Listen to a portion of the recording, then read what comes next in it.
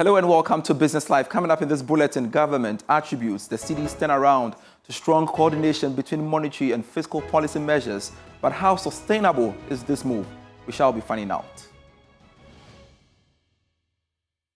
Also in this bulletin, Social Security and National Insurance Trust SNET insists it will not sell its shares in strategic investments in the country, assuring to improve its financial position. What could be? We'll be finding answers for you. Plus, former Finance Minister Dr. Mohamed Amin Adam calls for a complete overhaul of Ghana's tax system, citing ineffective tax reforms implementation as reason for the revenue leakages in the country. Our challenges as a country are not a shortage of tax instruments or tax reforms, but rather their effective administration and implementation. We have details of this and more lined up for you. Please stay on. Thanks so much for your time. I am Pius Kojobaka. A look now at our stories. Finance Minister Dr. Kasiela Tuforsen has credited the Cedi's dramatic resurgence to strategic coordination between the country's monetary and fiscal authorities.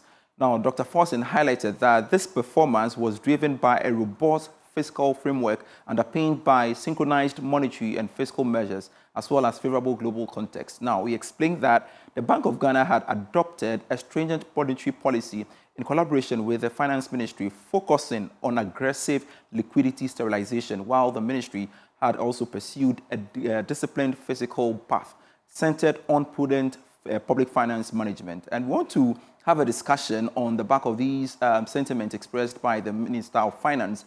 Joining us via Zoom is economist Professor Patrick Esuming. Sir, thank you so much for agreeing to speak to us here on Business Live. First off, do you hold the view that indeed the recent performance of the macroeconomic stability is as a result of strong coordination between monetary and fiscal policy measures? Good evening, Pius. Good evening to viewers, and thanks for having me. I think obviously the coordination is helpful, that the fiscal policy and the monetary policy are not doing different things. I think it's to credit most of the appreciation to that. I think it's a little too far-fetched. I think, you have to ask for how long has the monetary and fiscal had the opportunity to coordinate as it is. I think along the line, the finance minister clearly identifies for me the most important things, which is that the appreciation has something to do with our accumulation of gold reserves, as well as the fact that the dollar has also weakened. And we can't discount that the fiscal policy announcement, in particular the budget, might have played a role. There had been concern that, especially when it was realized that towards the end of the year, we didn't keep to our side of the bargain by way of the IMF program. There had been concerns that there might be delay, which could affect the program going forward. So definitely when the budget was announced and it became clear that the government, the finance minister was clearly determined to bring the program back on track, and how quickly the SLA was agreed with the IMF clearly played a role. I think it's true that the coordination helps, but we have to be careful. I think some of the things that has been done, the gold purchase as well as the gold border has been set up. You see that it has the potential to strengthen the city going forward. But at this moment, the Cedi's strength is largely still determined by external factors, which we don't have quite control over yet. So I think I would be too cautious to attribute much of it. I'm not saying we should completely discount the coordination, but I think we can't give too much of the credit to that. I think it's just started. That regime has just started, and I think it's too early to attribute too much of the credit to it. But again, what do you get to tell those who say, well, that the Cedi's turnaround is artificial and that its true value will be established in the third and fourth quarters of this year? I wouldn't say it's too artificial. I think some of the fundamentals have changed. I think the fact that the strengthening of the foreign reserves, the gross international reserves, and you look at the source, the gold purchase and the gold board and how we are going to regulate trading in gold, those are things that have the potential to alter the long-term value of the cedi. So, but what I think is that it's just the appreciation has been too rapid in a short space of time, and perhaps at a time where the currency is not under so much pressure, I wouldn't have allowed the currency to depreciate, to appreciate as much as it has in a short space of time. All right. So, but otherwise, I don't think this is artificial. I think there's something in this. Well, if it is going to stabilize at, whether it's going to stabilize at the current levels, I'm not so sure. I think perhaps some level of correction might be required. And which is what? Which is, so there's a reason why the currency has stabilized around the 15 for a while. And, that I think in the World Bank's 8th Ghana Economic Update, it had indicated that regardless of the depreciation the currency has seen, the real exchange rate of the country hadn't changed. So it means that unless some fundamentals change, then you shouldn't really see the currency appreciate as quickly as it has. And I think that's why I think some correction is needed. It's gone too much, and some correction will happen. All right, that's fine. Let's wrap up on this. Despite the impressive run of the cedi, businesses are calling for stability in order to trade competitively. Now, if that is a fair call to make, how can government achieve that? Well, I think to achieve stability itself will require some level of allowing some level of depreciation. I don't think we can stabilize the cedi at the 12.5 or whatever is trading at the moment. If we moved somewhere around 14 or 13, then we begin to stabilize. I think that's where I felt that we should have, even if we felt some appreciation was required, we should have allowed it to be gradual and then stabilize it at a level that is required. So at the moment, the reserve position is important.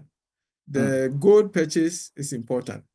But don't forget that there are some other things coming our way. We are going to ramp up our external service payment, and talking about these energy sector debts, all of those denominated in dollars. So some pressure will come. So it's important that in addition to what we are doing, we also begin to think long-term about, the overdependence on foreign financing as well as foreign services.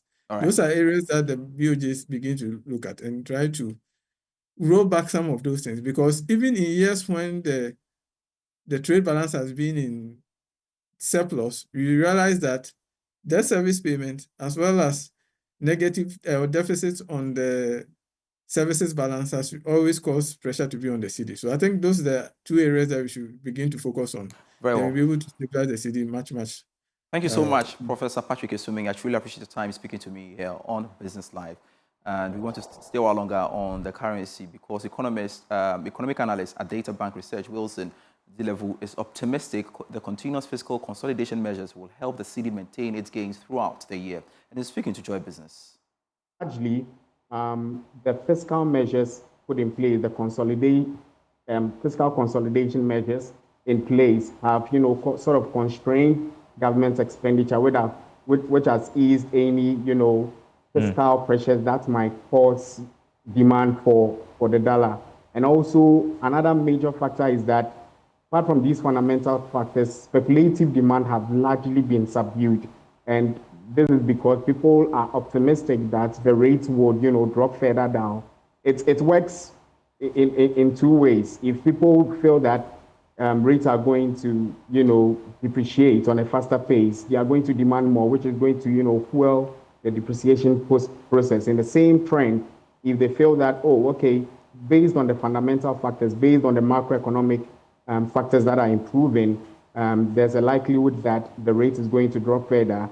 It is going to largely ease speculative demand for the dollar, which would help the cedi, the cedi. It will help the cedi maintain a stable run throughout the year. So basically, the macroeconomic indicators are supporting the current trend we are seeing. The external factors are also supporting the current trend, and also foreign direct investment has also improved. And all these dynamics are auguring well for the Cedi. So we should expect a stable Cedi by year end. Great stuff. The Social Security and National Insurance Trust SNET insists that it will not sell or relinquish any of its assets at its disposal. Rather, it will intend to review all its investments to improve profitability. Director General of SNET, Cedi Surge, stated that the new administration at SNET will maximize returns by reviving current investments and prioritize high-yielding ones. Here's more. Conversations around retirement age should be much broader, and we should engage much broader before we get into the spaces of is it 60, is it 61, is it 62, or is it even 65? Yes, there are some countries that do 62. There are countries that will do 65. But Ghana, as it is today, is 60 years. And what it is that we need to do is to situate these conversations as well in the broader conversation of employment. When you have high unemployment as well, you may need to review some of these decisions, ensuring that whilst you bring in fresh people to join the employment group, you also make sure that as we are beginning to live much longer than we used to live as a people, life expectancy has gone up. So it's a conversation that's much broader, and I think that probably a much broader engagement with all stakeholders will position us in the space to make a decision around what we should do with our retirement age or otherwise. Is this something you're likely to do, and should we look forward to it? I think for now we want to focus on expanding coverage, expanding convenience, expanding our services to all the people who need to touch base with us, and to improve on our touch points. When we get to that bridge, we'll cross that bridge.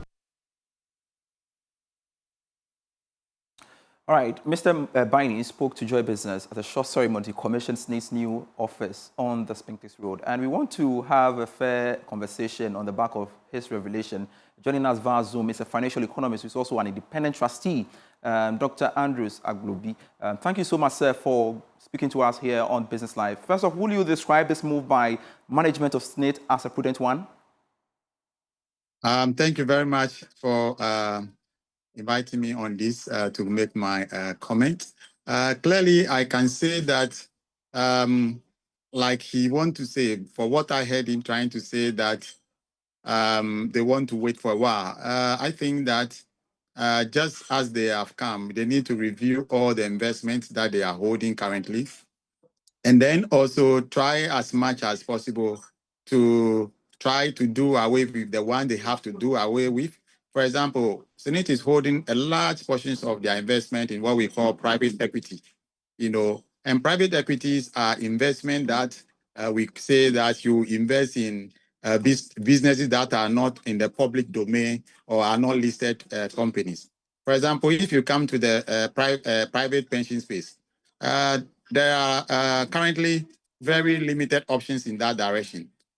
So if SNET have the opportunity in that, and they are having a serious challenges in that area, I think that as new management, they got to review all the existing investment and then be able to compare risk return, and then also check as much as possible, how to be able to evaluate all these return, on asset class basis, before they can even be able to say that we are not, reviewing, we are not touching the existing investment and will allow the status quo to remain. No, I think help me understand this. How could they have to be able?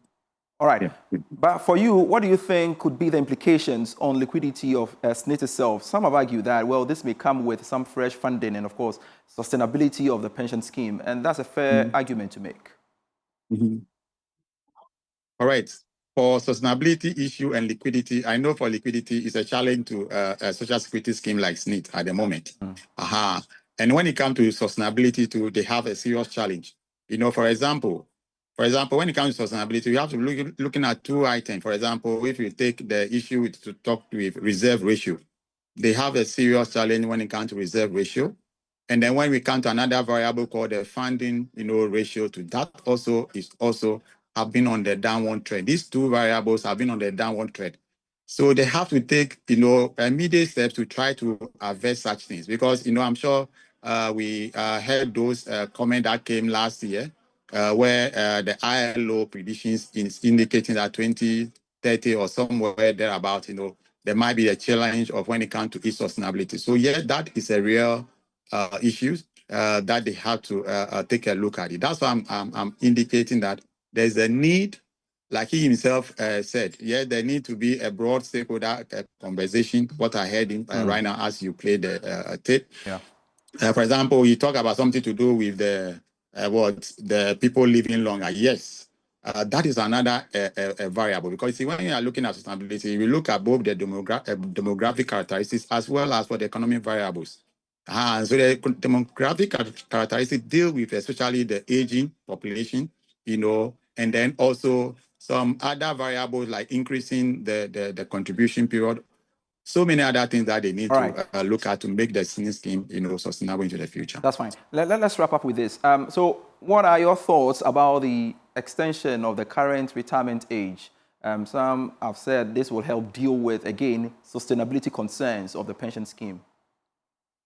I'm all for that, because as someone who normally, teaches on this and then also work in this area, yes, I've seen that increasing the age gradually.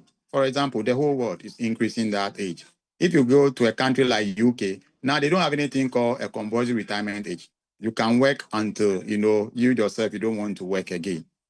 All in the aim of trying to bring in more revenue into the contribution age. So yes, of course, they can try to stagger it gradually, so that, people will not feel the, the agitations and all that. But there's the need at this moment, to start looking at that demographic variable in order to make it sustainable. If they are not ready to touch the economic variable, like increasing contribution or trying to lengthen contribution period, because that has been rather reduced. If you remember, the reform rather reduced the contribution period from 20 to 15 years. Yeah. So those are some of the variables that created some of the challenges they have.